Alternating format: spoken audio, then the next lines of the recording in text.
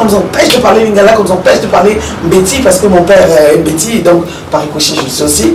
Donc, il fallait qu'on nous empêche absolument de parler ces langues-là, et on nous a traumatisé, on nous a carrément changé de cerveau, quoi. Donc au point où on a tout oublié de la langue, de la culture, avec mes frères et sœurs, donc on parlait plus lingala, on parlait plus le mbeti.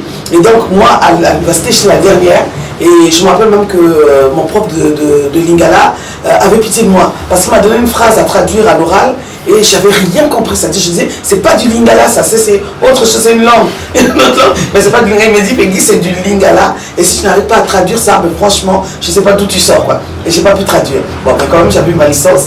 Heureusement que j'avais d'autres bonnes notes à côté, quoi. Donc, on me confie le Forum des Stars, parce qu'entre-temps, j'étais animatrice à Radio Pointe-Noire. Comme je vous ai dit, j'ai fait en off, j'ai fait pratiquement tous les métiers de la télévision. J'ai fait la presse écrite, j'ai fait la radio, j'ai fait la télévision. Et après, maintenant, les réseaux sociaux, puisqu'il faut s'adapter. Donc, j'ai fait de la radio avec Alphonse Dombier, que je salue parce que c'est quelqu'un qui m'a formé. Il faut être reconnaissant des personnes avec qui je travaille. Je salue aussi Asie Dominique de Marseille parce que c'est lui qui m'a appris à écrire. Et ça a été une école difficile et dure, la presse écrite. C'est quelque chose qu'il faut aimer, il faut être passionné par ça ou pas. Si tu ne l'es pas, c'est même pas peine de hasarder. La radio, j'ai appris l'animation radio avec Alphonse Dombier. Il fallait se lever le matin à 6h pour venir ouvrir la radio, faire de l'animation, faire passer les journaux et tout. Et donc c'est avec lui que j'ai commencé à voir cet univers musical avec les Sondadjo, tout ce monde qui était là. Et naturellement, quand Télé Pointe-Noire a ouvert là, donc certains agents de Radio Pointe-Noire sont passés à la télévision Pointe-Noire, et donc il fallait créer des émissions. Donc moi, c'est à ce moment-là que j'avais Likan Tissambou qui était mon réalisateur, qui me dit, Peggy, il faut qu'on crée une émission, soit culturelle, soit musicale. Et donc je suis partie tout de suite sur la musique parce que sur Télé Congo, j'avais Valda Sanval qui faisait une émission d'animation tous les samedis à l'époque où j'étais speaker, il la faisait avec Lilan Malanda. Et moi, je rêvais d'être assistante dans cette émission. Même pas de présenter, mais d'être assistante. Et une fois, donc, Lilan n'était pas là, et donc je l'ai remplacée. Et je trouvais que c'était sympa quand même de poser des questions aux artistes, de découvrir leur univers, de voir un peu comment ils fonctionnaient. Et donc c'est comme ça que je me dis, bon, ben écoute, on va faire une émission avec des stars qu'on va recevoir. Mais pour moi, la star, c'est pas seulement l'artiste lui-même, confirmé. Voilà, confirmé, mais c'est aussi quelqu'un qui fait quelque chose d'extraordinaire. Ça peut être un jardinier, mais c'est le meilleur des jardiniers. Ça peut être un maître d'hôtel, ça peut être quelqu'un qui fait quelque chose d'extraordinaire. Et c'est pour ça que j'ai appelé ça Forum des Stars. Et au cours de quelques semaines, j'ai reçu beaucoup d'artistes, musiciens, mais j'ai reçu aussi des personnes exceptionnelles que moi, pour moi, j'appelais des stars, parce que une star, c'est une étoile. Voilà comment j'arrive à Forum des Stars. Et puis, je ne m'attendais pas à ce que ce soit aussi fort, mais je remarquais qu'à l'époque, il n'y avait pas beaucoup de chaînes de télévision. Hein. Donc il y avait Télé Pointe-Noire, il y avait TPT, je crois. Je ne sais pas s'il y en avait d'autres, mais voilà, il n'y en avait pas beaucoup. C'est bien qu'on était quand même beaucoup suivis à cette époque-là. Voilà. Comment vous y preniez en lingala avec les artistes qui ne parlaient que lingala? Alors là, je ne peux même pas vous dire comment je chante, je ne me rappelle même plus. Je parlais en français, eux ils répondaient. En fait, c'est eux qui se débrouillaient à parler français. C'est eux qui se débrouillaient à parler. Où je préparais les questions en lingala. Et après, eux, donc je pose la question, je leur dis de ne pas me reposer la question. Donc eux, je leur pose la question en lingala, ils répondent. Et après, bon, on passe à l'autre question, quoi. Donc je faisais le melting pot. Donc c'est le déclic avec le lingala, c'est passé avec l'émission, avec Feu de Brazza, le festival Feu de Brazza, où là où tu parles lingala, ou Kituba, où tu meurs pas. Parce que tu as une foule, tu as 10 000 personnes devant toi, tu essaies de parler français, bonsoir, on va t'insulter, comme il n'y a pas. Donc c'est là où j'étais obligée d'améliorer mon lingala et mon Kituba, et c'est parti comme ça après, voilà. Si on doit se souvenir d'une émission de vous dans Forum des Stars, quel est le numéro qui vous revient en tête? Une émission avec une star, il y en a eu tellement. Il y a eu Koffi Olomide, parce que j'étais impressionnée par l'artiste, comme même bon, si je dis ça, je l'aime pas trop, mais on se dispute, en fait on se dispute tout le temps quand on se rencontre.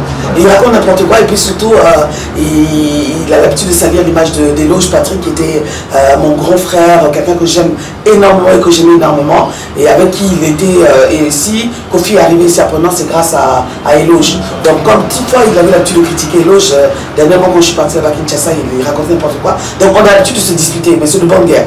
Donc c'est l'émission avec Koffi Olomide, parce que c'est l'une des premières stars réellement que j'ai reçues, une star internationale. Après j'ai reçu les Youssou N'Dour, j'ai reçu qui encore, j'ai reçu tellement d'artistes après, que, bon après Koffi Olomide et tout, mais c'est l'émission avec Koffi Olomide, parce que c'était une émission autour de non seulement de sa carrière d'artiste, moi j'étais toute jeune, je pense que je devais être comme toi aujourd'hui, et j'avais affaire à ce grand Koffi Olomide dont tout le monde parle, ses clips et tout, et à un moment donné je lui ai posé une question, je lui ai dit mais dans tes clips... Il est d'une grande éloquence. Voilà, exactement, et puis il aime bien se faire mousser et tout, donc voilà, donc moi j'étais là toute petite et tout, je tremblotais un peu, c'est comme si je disais pitié quoi, voilà, et je lui pose la question, mais je dis mais dans tes clips, Koffi, tu as l'habitude de prendre des filles claires, maquillées, avec la peau très blanche. Donc ça veut dire que nous autres avec la peau noire, on n'est pas intéressantes. Et tout dit non, c'est pas ça. Vous êtes belles, vous les femmes à la peau sombre, vous êtes des mystères et tout. Et moi ça m'avait vraiment fait plaisir. Voilà, j'étais avec un grand sourire comme ça, et après il m'a fait une bise. Donc ça c'était vraiment le jackpot de l'émission et tout. Et cette émission avait fait un tabac pendant, je me rappelle. Donc c'est l'émission avec Koffi Olomide. Il y en a un autre aussi, c'est une star de l'Afrique de l'Ouest, je crois que c'est Amalia. J'en ai reçu pas mal des stars. Après il y a aussi de grandes personnalités que j'ai reçues, des hommes politiques aussi qui sont venus dans l'émission. Et ça faisait plaisir à l'époque parce que c'était pas des gens qui étaient imbus d'eux-mêmes, mais c'est des gens qui voulaient vraiment communiquer, se faire connaître. Voilà, à s'ouvrir au monde. À s'ouvrir. Alors qu'aujourd'hui c'est difficile, on doit vraiment, pour avoir un homme politique, c'est comme si, alors qu'en dehors du fait qu'il fasse la politique. On doit remuer ses terres. Exactement, voilà. Alors c'est un plaisir pour moi, malgré toutes les occupations que vous avez accepté de venir dans cette émission. D'ailleurs, j'ai eu du mal à l'avoir, j'ai appelé 1001 fois, et on calait rendez-vous sur rendez-vous, mais aujourd'hui, je vous signale que l'émission va passer le soir, mais on enregistre ce matin, en fait. Voilà. C'est le matin qu'on enregistre l'émission. Alors, Forum des Stars, une émission de chronique musicale, va contribuer donc à vous faire connaître du paysage audiovisuel congolais. Mais non seulement, ça va vous faire remarquer par la grande société Celtel. Exactement. Comment démarre l'aventure? Alors, le Celtel, c'était vraiment le jackpot. J'ai jamais été aussi riche de ma vie qu'avec Celtel. Dire. Ça a été l'un de mes plus gros contrats publicitaires. J'étais l'image. J'étais à 1 million. 1 million facile par mois. Et ça c'était quand c'était normal. Quand c'était pas normal, c'est 2 millions.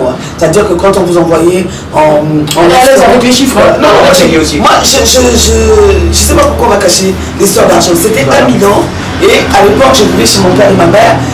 Je payais rien, j'avais pas d'électricité à payer, pas de nourriture, rien du tout. Donc c'est 1 million, c'était pour faire plaisir à mes amis qui tout le temps me demandaient de l'argent, et donc je donnais comme ça. Alors je disais à l'époque à ma mère que si j'avais eu une maman qui était bas Congo, je crois que j'aurais eu au moins 10 parcelles dans Pointe-Noire et partout. Malheureusement, ma maman ne l'était pas et c'est pas qu'elle était. Donc j'en ai pas eu beaucoup. Mais si à l'époque c'était le cas, j'aurais eu des parcelles, comme tout le monde, j'aurais acheté des domaines et tout, parce que c'était vraiment l'âge d'or de la téléphonie mobile.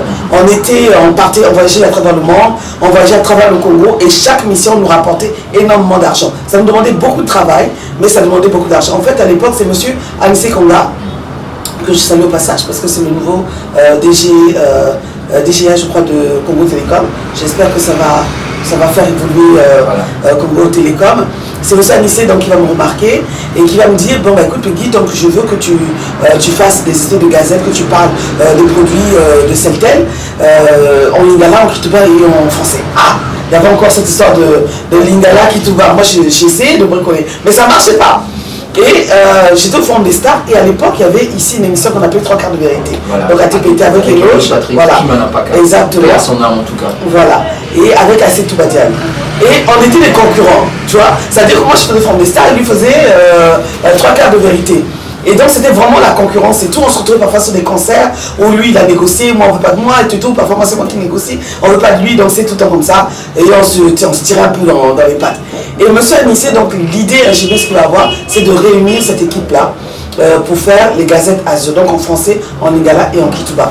Et donc c'est comme ça va commencer l'aventure avec une loge et assez 3 grandes figures des médias. Exactement. Ouais. Et on va faire le tabac à partir de partout. On créait les slogans avec M. Anissé, on rencontrait les stars, on rencontrait tout le monde. On a donné l'occasion, nous avons été les premiers à faire en sorte que les artistes chrétiens soient produits par des compagnies de téléphonie mobile, alors qu'avant ça ne se faisait pas. On avait commencé avec Mathieu Samuel, etc., etc. Avant c'était juste des gens comme les Papa Wemba. En parlant des stars que j'ai eu à interviewer, Papa Wemba. Parce que Papa Wemba a eu même à faire la gazette de Celtel. Exactement, voilà. donc Papa Wemba et tout. Mais après, on a eu des gens comme le Matou Samuel, on a eu le groupe Gaël, voilà. Donc c'était Azur qui payait, et la même chose qui payait. Non, Celtel, excusez-moi, c'était Celtel qui payait donc de gros cachets aux artistes chrétiens pour venir chanter. Et ça a été vraiment une bénédiction pour Celtel, parce que après on a explosé les chiffres, c'est parti 1 million d'abonnés, et c'est grâce à cela que Celtel a pu s'installer à Kinshasa. Et dès que ça s'est installé à Kinshasa, ils ont fait le double du chiffre d'affaires d'une année de Celtel Congo. Donc c'était vraiment la folie.